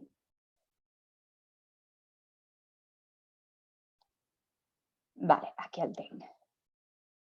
Perquè vull que participeu al màxim, perquè voteu sobre els continguts que ens ha ofert la Mary Rhodes. O sigui, sobre els continguts, no, perdoneu, estava pensant i fent coses, sobre els diferents elements de la presentació de la Mary Rhodes. Què ha fet servir? Ja veieu, la pregunta que us trobeu és què considereu més important dels elements que us proposo. Bea, Deixo... Sí, em costarà una mica, per exemple, el que seria el llenguatge no verbal o això, perquè no es veia bé el vídeo, es veia a salts. no es veia bé, ostres. No es veu com a salts. El missatge sí, el missatge sí que el podrem avaluar, però la comunicació verbal serà complicat perquè només es veien imatges, almenys en el meu cas. Us passava a totes, això?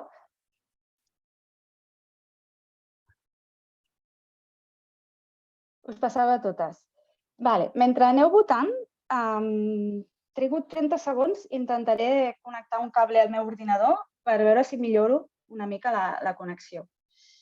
Vaig molt ràpid.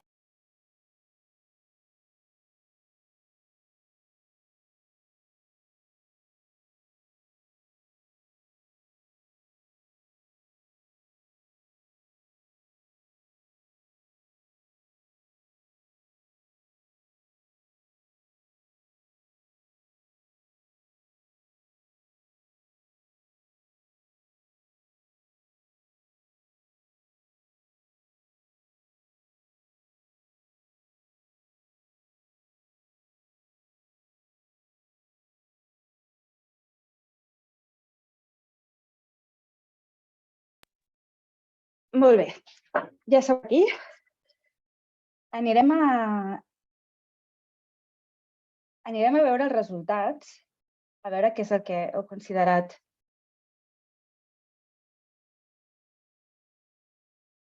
Molt bé, el ganxo. Veig que guanya. I el següent és l'actitud, té molt bona actitud, la Mary. La modulació. Bé, encara continuen... Llenguatge no verbal, no us preocupeu, ella es va movent una mica per l'escenari, es mou relativament. El contingut també veig que us ha agradat. Molt bé, ella constantment està, d'una manera molt natural per ella, està fent servir l'humor tota l'estona. Per ella és molt natural. A més, té un tema que es presta moltíssim a fer servir l'humor. A més, està sorprenent a la seva audiència ja només per les coses que està dient. També fixeu-vos en el moment en què cita la revista que mai a la seva vida ha publicat un article tan divertit, també està fent servir com a imatge la serietat de les revistes científiques. Quan cita el radiòleg, és molt divertit quan cita fent servir llenguatge científic. Ella no ho canvia perquè és molt més divertit fer servir exactament el que va dir el radiòleg en el seu context. No té cap tipus de problema perquè la gent entengui el que està dient, tampoc. Bueno, a ver, aquí, un poco para empezar. Hola, no sé si tinc... Ah, vale. Vale, tornarem a... Us posaré un altre vídeo i si ara no ha millorat res, plantejarem aquesta... Però Crec que... Un segon. Marta, no sé si et tinc aquí. Pots mirar a veure qui té el micro obert? Sí, ja l'he silenciat, el que passa és que l'ha tornat a obrir, no sé si és que volia comentar alguna cosa. Deixarem uns segons, sembla que no. Bueno, farem una... Us posaré la Caroline Bertozzi ara, que és la Premi Nobel.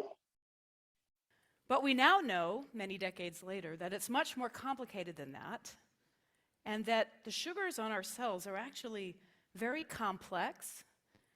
And if you could shrink yourself down to a little miniature airplane and fly right along the surface of your cells, it might look something like this, with geographical features. And now the complex sugars are these trees and bushes, weeping willows that are swaying in the wind and moving with the waves.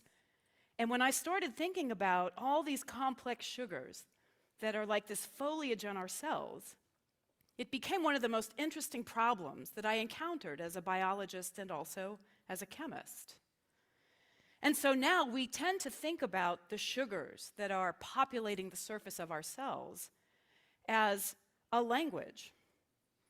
They have a lot of information stored in their complex structures. But what are they trying to tell us?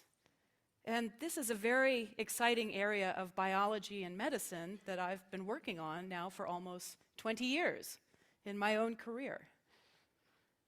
I can tell you that we do know some information that comes from these sugars, and it's turned out already to be incredibly important in the world of medicine. For example, one thing your sugars are telling us is your blood type. So your blood cells, your red blood cells, are coated with sugars, and the chemical structures of those sugars determine your blood type. So for example, I know that I am blood type O. And how many people are also blood type O? Get your hands up. It's a pretty common one. And so when so few hands go up, either you're not paying attention or you don't know your blood type, and both of those are bad, okay? But for those of you who share the blood type O with me, what this means is that we have this chemical structure. Bueno, aquí tenim a la Caroline Bertozzi, que és fantàstica. Vale. I el primer que us vull preguntar és, ara l'heu vist millor? Jo sí. Sí. Vale, perfecte. Molt bé. Sí, se veia mejor. Perfecte. Doncs era això. Us envio per aquí, us passo per aquí el link, també perquè pugueu donar la vostra opinió sobre la Caroline. I de mentre us vaig dient que us he deixat aquí molts altres exemples que podeu analitzar i hi ha de positius i de negatius, perquè pugueu tenir molt clar què fer i què no fer. Anirem a veure els resultats. Si heu de fer la xerrada online, jo us aconsello molt el Menti, perquè veieu que no m'està suposant cap mal de camp massa important, ho tinc tot preparat, és fer 2 clics i puc fer que vosaltres opineu.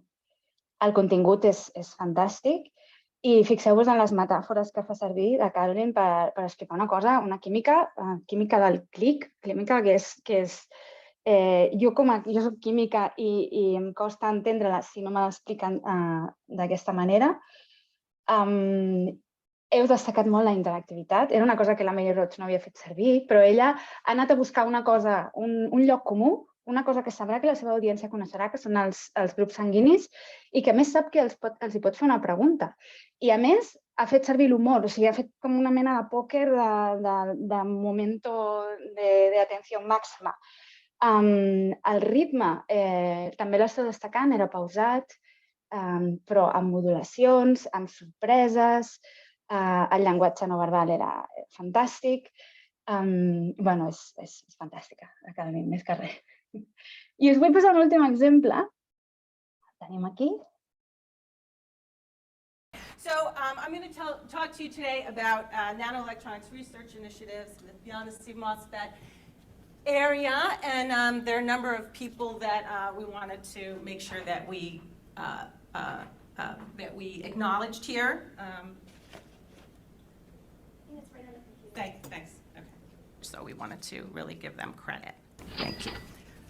All right, so let's just jump right in. So CMOSFET is an optimal electronic switching device. It's shown by the following equations for minimum energy per bit based on switching time and gate density. So this is basically a reiteration of Landauer's principle, which you should know is any logical irreversible manipulation of information, such as the erasure of a bit or merging of two computational paths, must be accompanied by corresponding entropy increase in non-information bearing degrees of freedom. No? Okay. So you guys with me? Good? Yeah. Actually, I have a question. Can you please explain what MOSFET stands for? Are you serious? I'm sorry. Okay, so if you don't know what that is, you probably shouldn't be here, but we can talk about it afterwards. So if anybody has that confusion, we can really talk about that later, but I really don't want to take the time to get into those kind of basics. Molt bé, Déu-n'hi-do, Aquesta última. Què us ha semblat? Ara us faré votar, també. Fatal. Horrible. No es pot destacar res positiu. Correcte, no es pot destacar res positiu, per tant, la meva... Molt bé, és una broma, no és real, aquesta... Però com es diu, en tota broma hi ha algo de broma. Sí. Bueno, crec que no us faré votar, simplement repassarem una mica quantes coses hi ha malament. Poseu-me, sisplau, la que més destacaríeu en el xat. De tot el que hem vist, què és el que més destacaríeu com a més horrorós de tot el que ha fet? Falta d'empatia, ridiculitzar la pregunta. Clar, això, mira que ha fet coses malament, però això és de sentir-te malament en aquell moment. És l'únic, segurament, si d'aquí un any recordaran aquella ponent, a part de ser dolentíssima, perquè va ridiculitzar un alumne. Sí. Però ja a part d'haver-nos centrat en això, més enllà d'això, algú ha posat també per aquí, no responia a la seva audiència, tenia unes cares de no estic entenent res i ella seguia a lo seu descontrol de moviments, papers... No us he posat, però al principi no li entra la presentació. És una cosa que proveu-vos molt, i tingueu preparades diverses opcions de presentació. Poseu-la en PDF, tingueu-la a Google Docs o online, amb la plataforma que sigui. No confieu en portar un PowerPoint raso, perquè els PowerPoints es carrega el diable. Hi ha versions de PowerPoint, si porteu al vostre ordinador, que sapigueu que tingueu cable per connectar. Al millor porteu un USB, tingueu-la al mail, envieu-li a la professora, quantes més opcions, millor. Però torno a... No sé si us heu arribat a fixar entre la quantitat de coses que estava fent aquesta senyora, que cada vegada que canviava la transparència sonava un sorollet de fons. Totes heu detectat molt ràpid, és una paròdia. Jo això ho he viscut com a persona que va a presenciar una conferència, que heu sentit uns diners, correcte. Jo he estat a una conferència internacional i cada vegada que canviava de transparència sonava una música diferent. Cada transparència estava amb una música, gràcies a Déu, era clàssica i l'únic que, fixeu-vos que me'n recordo encara, però per motius completament equivocats i erronis. I tota l'audiència no sabíem què ens estava explicant. Només volíem saber quina era la següent música que sonaria i si la coneixeríem o no. També recordo una altra formació on m'amagaven el gos de l'Astèrix i Beafix, potser, no soc massa coneixedora. A cada transparència hi havia un gosset amagat. Doncs era de magnetisme, perquè jo vaig fer el doctorat en magnetisme, i et juro que només estava pendent d'on està la idea fixa cada transparència, però no sé el que m'estaven explicant. Tot això és soroll que podem posar a la nostra presentació i que hem d'evitar posar, o que aparegui o fer-lo servir. A part, també ens podem fixar que el llenguatge que estava fent servir era obvi que no estava adequat a la seva audiència. Això és que, a més, només havies de veure les cares de les persones que tenia davant. Molt bé. Com us deia, teniu aquí, us he posat també algun altre exemple que si us crida l'atenció, anar a veure què està passant en aquestes situacions. I ara m'agradaria parlar, i tornaré al format, abans de passar a dinàmiques que podem fer a classe, altres coses que diem, perquè recordeu, sempre estem comunicant, i tornaré a treure la Carmen Bertozzi, perquè fa poc va sortir una notícia seva, crec que li van fer una entrevista al País, i aquesta és la imatge amb la que van il·lustrar la notícia.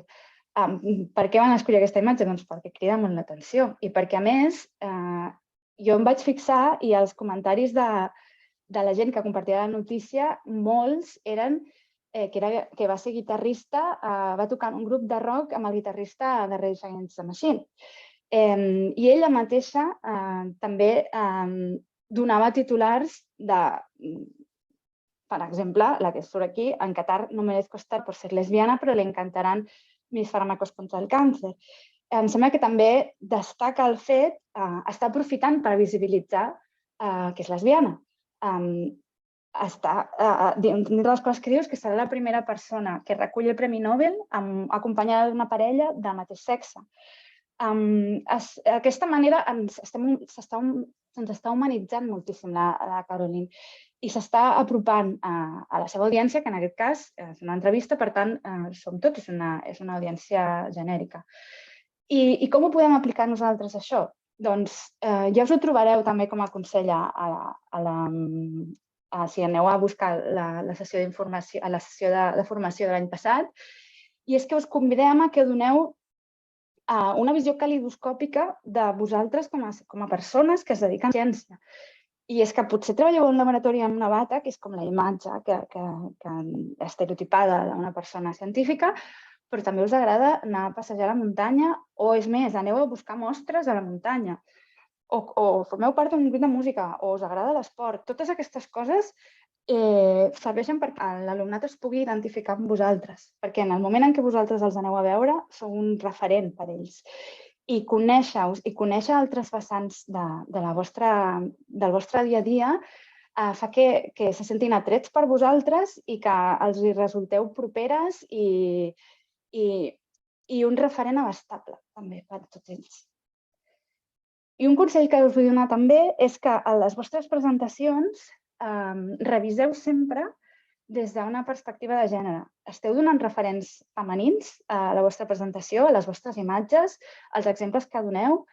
Jo aquí us he posat, si busques famous scientists a Google, això és el que us surt. A mi ara ho tinc clicat i només m'apareix la Marie Curie, perquè el meu ordinador d'aquí és més petita la pantalla. Sí, per això hem de fer aquest esforç. A vegades fa que costi més fer les coses, però l'esforç hem de fer-lo sempre. I aquest esforç també el podem fer en el llenguatge que fem servir. Per exemple, dir persones que es dediquen a la ciència, alumnat, professorat, fer servir paraules inclusives. Si se'ns escapa alguna que no passa absolutament res. Estem dient que és fer l'esforç, no ser estrictament perfectes. Si teniu altres situacions amb necessitats d'accessibilitat, una altra vegada consulteu amb el professorat de quines necessitarà. I ara m'agradaria donar-vos alguns consells per interaccionar amb l'alumnat el dia que aneu a les escoles.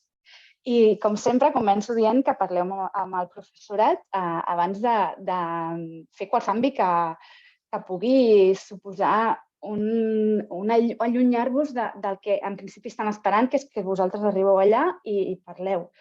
Només em refereixo a que els hi comenteu si els sembla bona idea. Els hi podeu preguntar els coneixements previs, tot això ja ho hem vist. Els aspectes tècnics, voleu que facin servir i us he fet votar per Menti, per exemple, doncs encara que aneu presencialment podeu fer servir potser un Kahoot.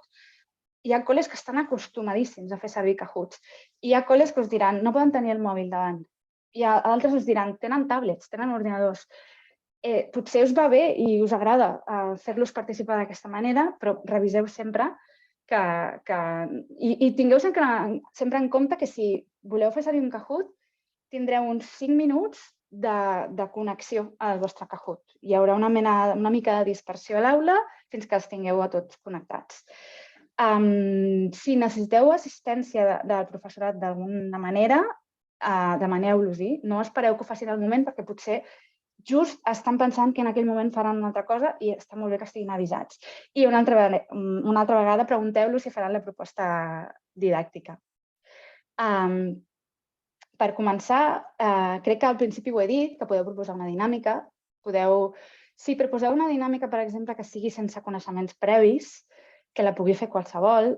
Si feu preguntes, poden ser per mobilitzar coneixements, es podeu ensenyar imatges, vídeos sorprenents. Ja us estem recomanant que parleu de vosaltres, de la vostra biografia, buscar llocs comuns. Ja veieu que ara ja tot comença a sortir una altra vegada. I si heu de donar informació institucional, la indispensable, perquè no li interessa a ningú. Però a vegades s'ha de donar. S'ha de donar i no de més. Però no poseu més del que... Informació institucional no és ensenyar a les persones que treballen dins del vostre grup. Això és completament recomanable, ensenyar a les persones que treballen en el vostre entorn. Sobre gestió de l'alumnat. Això dependrà molt de com sigui la vostra classe. I una altra vegada és molt important consultar el professorat. Us recomano que no feu preguntes a l'aire. Jo aquí sí que us he fet preguntes a l'aire perquè sé que em respondreu pel context en el que estic i perquè sou moltes, us tinc aquí a... Però bueno, hi ha hagut un moment que he seleccionat i li he dit em pots dir, que li he dit a la Meritxell, per què opines això? Doncs també podeu fer això, podeu donar la paraula. Si feu preguntes a l'aire, una de les que es tendirà és que sempre responguin els mateixos. I a més, les noies tendeixen a participar més, que ara tornaré a parlar sobre això. Una altra cosa que us puc aconsellar és si els feu una pregunta com la que us feia jo al principi, de quines no heu participat mai en el científic? Bé, és la primera vegada que participeu. Doncs si no esteu en un format online com ara, sinó que esteu presencial, aixecar la mà us serveix igual. Intenteu evitar sempre donar peu a que parlin, perquè llavors sempre es generarà... Que parlin entre ells, això és el que em refereixo, perquè llavors es començarà a generar soroll dins la classe i llavors haureu de silenci. També us recomano sempre no parleu per sobre del soroll. Espereu a que hi hagi silenci per tornar a parlar. Una altra vegada repetiu en veu alta el que diu l'alumnat i molt, molt important, fer un reforç positiu de qualsevol cosa que ens diguin els alumnes. De cara a la participació, que ara veurem més elements, els podeu fer preguntes, demanar opinió, fer petits quiz, petits experiments, que ara veurem, i podeu fer servir eines online i per gestionar-ho parleu sempre amb la mestra. I ara us vull explicar un petit experiment que vam fer. Nosaltres gestionem el postgrau de Comunicació Científica, un postgrau de Comunicació Científica amb la Universitat de Vic, i teníem la percepció que a classe participaven més els nois que les noies. I una alumna ens va proposar fer un experiment, la Patrícia, que també estava relacionada amb el programa científiques, de fet, i va fer aquest experiment. Va dibuixar de vermell les noies i de blau els homes, els nois, i cada vegada que algú parlava feia un cercle. I podeu veure visualment com li va quedar la imatge de participació d'homes i dones a classe. També potser algú s'està fixant que els nois estan tots a davant i les noies a darrere. Això a mi m'han explicat que va ser com van arribar a classe, que no és que sempre estiguin així posats a classe, per si alguna s'estava fixant en això. Llavors, com podem fer que les noies participin més? Doncs amb diverses estratègies que faci que rebaixin una mica la barrera aquesta de participació també per fer-les guanyar confiança que poden participar. I ara us diré diferents estratègies de participació on fas participar més tota la classe, de manera globalitzada. Per exemple, he vist que hi ha una possible pregunta. Vale, crec que és tècnica. Hi ha una dinàmica que es diu el semàfor, que 3 targetetes que us podeu posar d'acord amb el docent perquè us les prepari, o les podríeu portar vosaltres si volguéssiu, o buscar uns gestos amb les mans perquè us serveixin de resposta també. I això què tracta? Doncs tu vas explicant i en un moment pots parar i els dius, m'esteu seguint? Això és el que es proposa que facin els docents de classe, per exemple. I en aquell moment el que ensenya Albert és que ho està seguint sense problema i a la que algú aixeca el vermell o el groc se li pot preguntar quin és el concepte que no t'ha quedat clar de tot el que no ha quedat clar de tot el que m'ha explicat fins ara. Això que es fa servir amb aquest objectiu dins d'una classe també ho podeu fer servir per demanar opinions, prendre decisions conjuntes. Molt bé, paro i m'agradaria saber si algú vol que li expliqui algun dels conceptes que han sortit fins ara una mica més, per exemple. Doncs has d'establir un codi de què vol dir verd, què vol dir groc i què vol dir vermell, però obtindràs una participació de tota la classe. Una altra estratègia, la pissarreta. La pissarreta és perquè es diu així. En teoria tenen una pissarra i els hi podem fer preguntes curtes, que les respostes poden ser dibuixos, poden ser resultat d'una operació, poden ser per mobilitzar coneixements previs, és a dir, quan creieu que ha pujat la temperatura al planeta en els últims 40 anys? I que donin un número aproximat. Per exemple, la resposta ha de tenir a veure amb la recerca que explicareu o amb la ciència que explicareu i ha de ser curta. I si pot ser un dibuix, també va molt bé que sigui un dibuix. Que no tindran pissarra, doncs potser podem fer servir un full de paper i si vols fer fins a 4 preguntes, doncs el pots doblegar i que el poden fer servir 4 vegades. Si tenen tablets, poden fer servir una tablet. Que voleu que us facin preguntes? Doncs, per exemple, perquè no aixequin la mà ells mateixos, esgarrapem 2 minuts a la nostra presentació i els diem que per parelles pensin 1 o 2 preguntes sobre el que acabem d'explicar. I llavors, d'aquesta manera, podem fer que les preguntes fins i tot siguin anònimes, si les recollim en una bossa, no cal que he posat una urna, però no cal fer servir una urna. I aquí us he posat un advertiment, i és que si estan seguint la proposta didàctica ja us faran preguntes. Per tant, potser no cal que vosaltres penseu dinàmiques perquè us facin preguntes. Més maneres de treure preguntes més enllà de que aixequin la mà. Una que es diu el paper que corre. I és que tenim un paper i els deixem un minut perquè pensin una pregunta individualment i aquest paper es va passant i donem uns 10 segons per escriure una pregunta. 10 segons és el temps correcte. Pregunteu al docent que és qui millor coneix la seva classe. Potser us diu 20 segons per pregunta. I vosaltres podeu anar avançant en la vostra presentació. Llavors, tenim moltes preguntes, però encara tindreu una quantitat enorme de preguntes que m'han enviat. Si voleu, però tingueu en compte que això sí que pren bastant més temps, podeu fer una dinàmica de selecció de preguntes. I és que pensen les preguntes per parella, 3 preguntes, per exemple, després fem grups de 4, seleccionen les 3 preguntes més importants, després fem grups de 8, seleccionen les 3 preguntes més importants i tot això els donem 2 minuts per fer cadascuna de les passes. I així tindràs al final preguntes seleccionades. Què més podem fer? Podem fer petits experiments. Això, evidentment, dependrà de la vostra temàtica. Podeu fer un experiment col·lectiu, individual, de grups, una demostració vosaltres.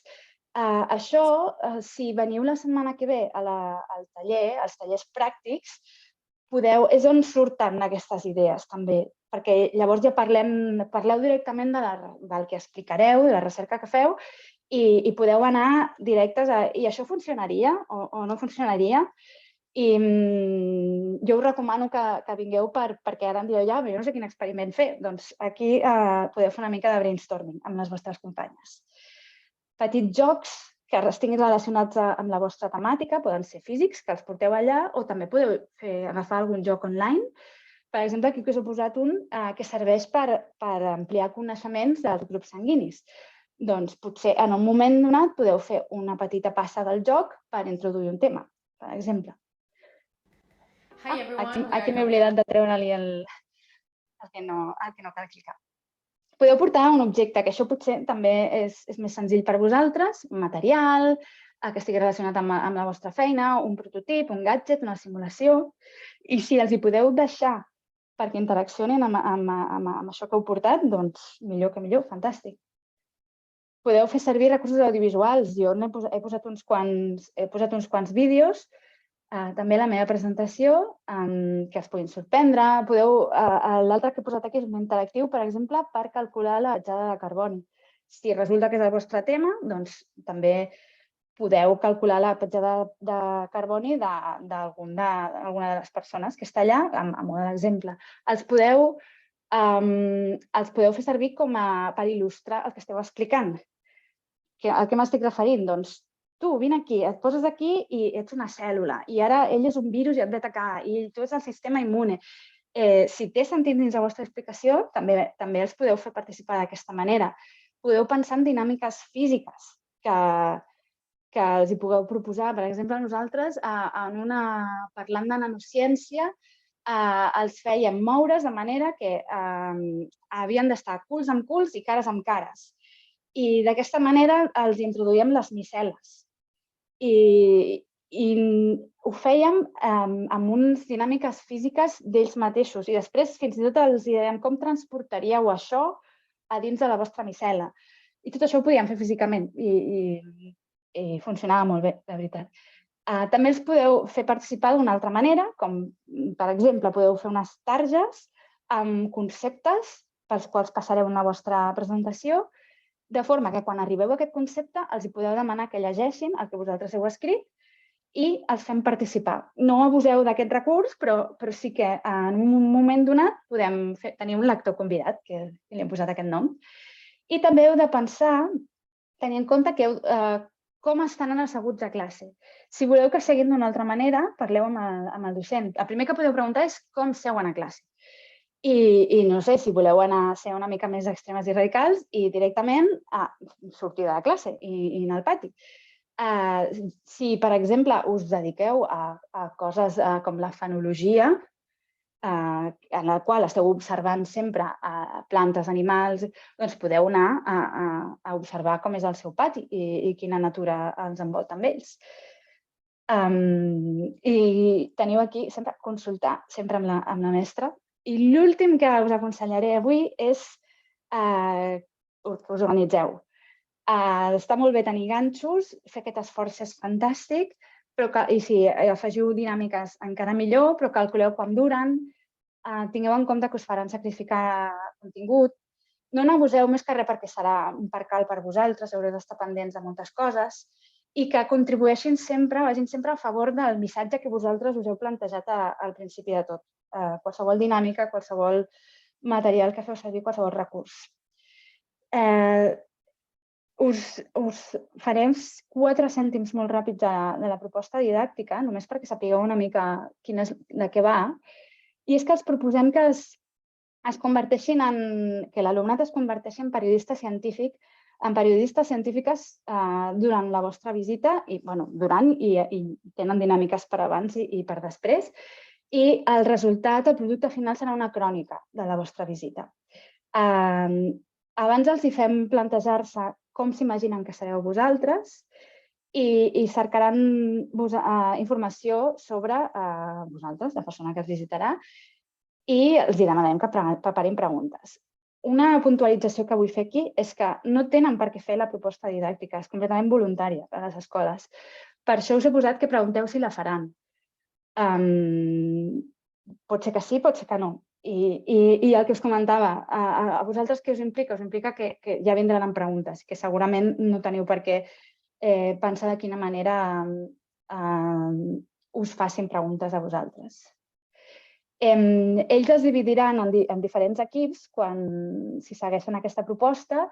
Uns es centraran més en el vostre perfil, l'altre en el camp de recerca, en recerca concreta que feu, la problemàtica a la qual doneu resposta, l'entorn de treball, tenen diferents especialitats, com si diguéssim, perquè treballaran en grups.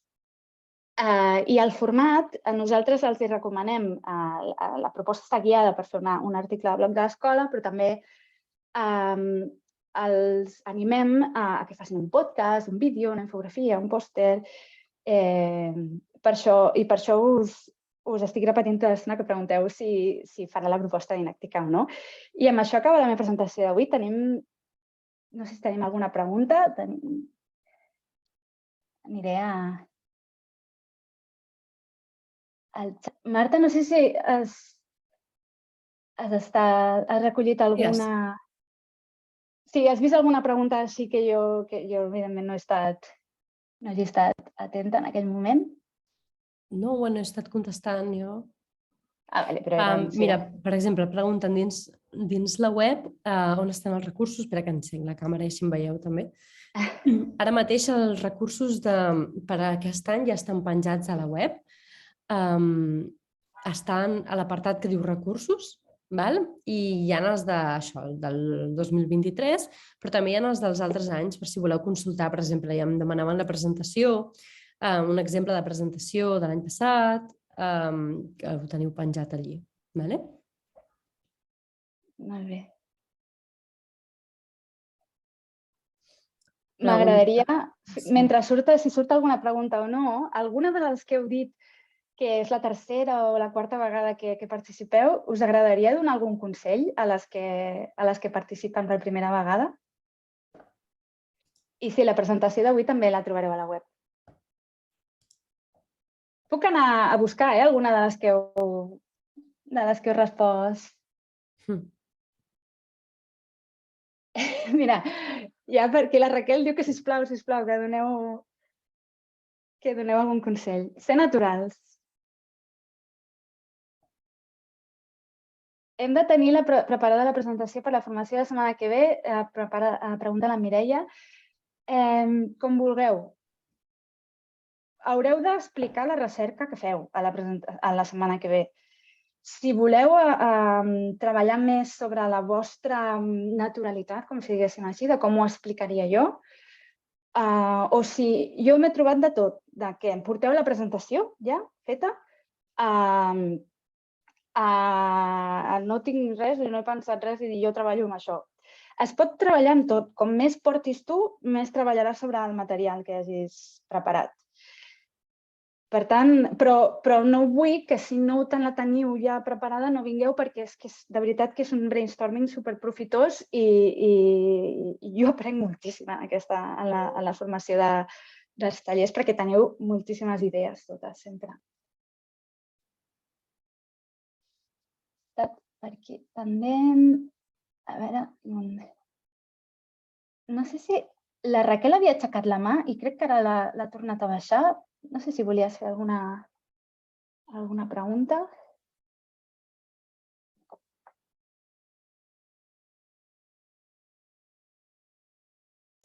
Preguntant si han de tenir preparada la presentació per la formació de la setmana que ve. Sí, ho he vist. Els he dit que no és imprescindible, ni molt menys, però que, clar, que si la porten podran treballar sobre la presentació, també. Molt bé, tenim un consell. Sigueu molt curoses amb el nivell del vocabulari. Termes com àtom, molècula, els desconeixen moltes vegades. De fet, us puc dir que si es mireu la proposta didàctica, aquest any els demanem que escriguin tot el que no entenen. Totes les paraules que els sorprenguin les escriuran. I si segueixen la proposta didàctica, després us enviaran quines preguntes no han entès de les que heu dit.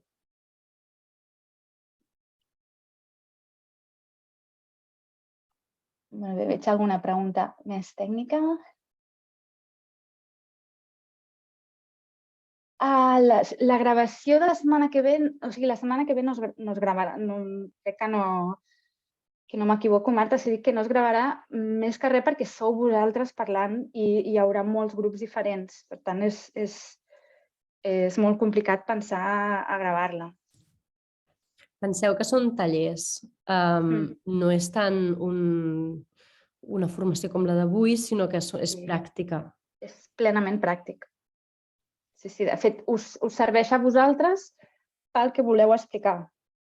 Però a una altra, o sigui, o trobeu, si sou matemàtiques, doncs potser una altra matemàtica, però si no, potser els recursos són diferents.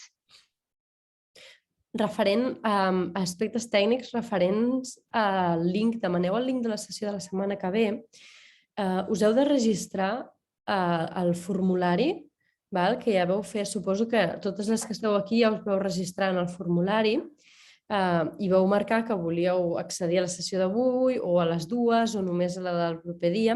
Llavors, un cop fet aquest formulari, s'us va enviar un correu, busqueu en el correu brossa que hi havia els links. Tot i així, el dia abans enviarem el link de la sessió a totes les registrades. Més que res és que ens interessa, jo us passaria ara el link pel xat, però ens interessa tenir el registre de les diferents participants per poder fer els grups previs pel taller.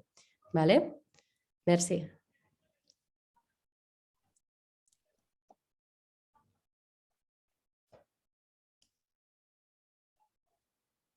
Molt bé. No sé si teniu últims minuts per fer... Una pregunta pràctica. Si tenim un dubte sobre l'escola assignada o si voldríem comentar un cas en concret, teniu algun mail? Marina, és que t'estic escrivint per privat, però no ho deus estar veient. No ho veig. Ja t'he comentat que les assignacions es faran, o sigui, s'han d'acabar aquests dies. Entre avui i demà segurament s'acabaran les assignacions. Llavors, si tu ho vas sol·licitar en el seu moment, en principi s'hauria de respectar. Llavors, si rebessis una assignació que no toca, escriu, ara ho escriuré en el xat, a l'adreça que heu d'escriure. Merci. Gràcies. Només volia això, un mail de contacte. Gràcies. Crec que a mi ja només em queda dir-vos, esteu totes dient moltes gràcies, ja també us dic a vosaltres. Participar al Científica sempre és fantàstic.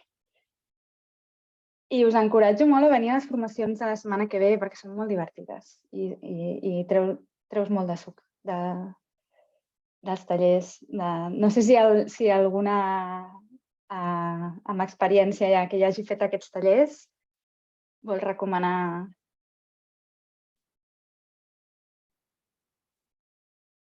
Potser ara no pillo a ninguna alerta, però...